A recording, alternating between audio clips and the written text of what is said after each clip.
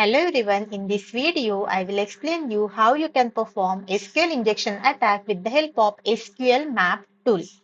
And we are using this tool using Kali Linux operating system.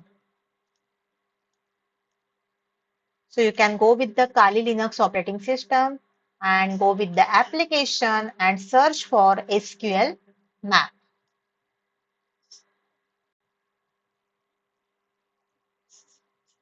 So you can click this one, then again one.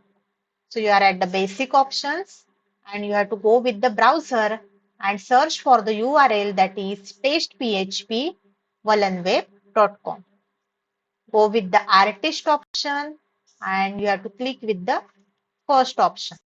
So now my website is testphp.volunweb.com/artist.php question mark artist equal to 1. So this is our URL and we have to fetch this URL using SQLMap tool. So for this one, you have to type the command that is SQLMap-u, then name of the URL that I have copied. You have to paste this URL and you have to find out the information using --dbs. So whenever you are entering the command that is --dbs, it will display the list of databases that are available inside that artist equal to 1. So click on enter button. So it will display the list of databases, that is the first database is AccuArt and the second one is information schema. Now our next task is we have to find what are the tables inside the database. So I'm choosing the database AccuArt.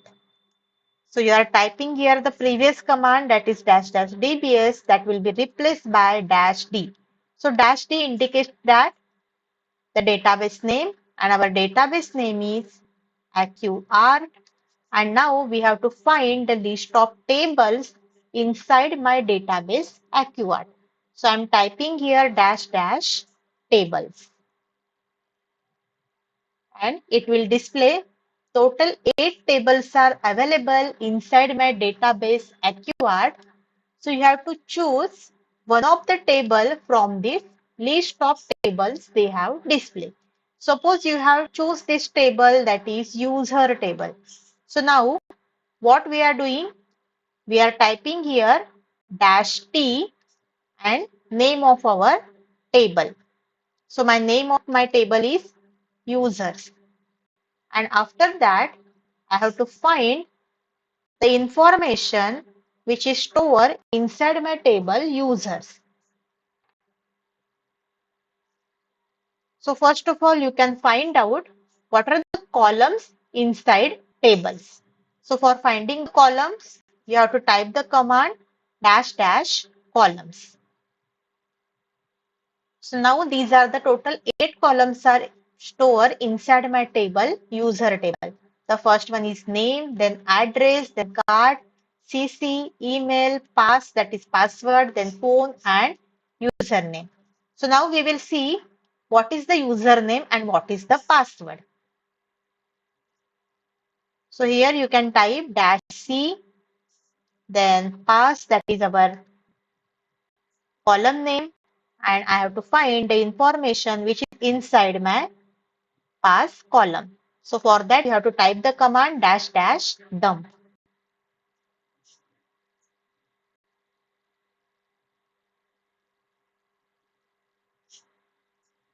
So now in that password column, our value is test. If suppose you have to find the information for username, then you have to type the name of the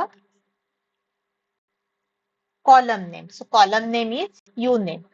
So I'm typing here uname and finding out the name of the username. So our username is test and password is also test. So in this way, you can find out the information which is stored inside the database. So these commands we have followed. First of all, we have typed this command with the help of --dbs, and with the help of --dbs, it displays the list of databases which are inside into our artist equal to 1. Then this dash D indicates that the database name and our database name is accurate. And we are finding the list of tables with the help of dash dash tables command. Now we have to find the tables which are inside our accurate, and we have already finding out with the help of this dash dash table command. Now what is the next task?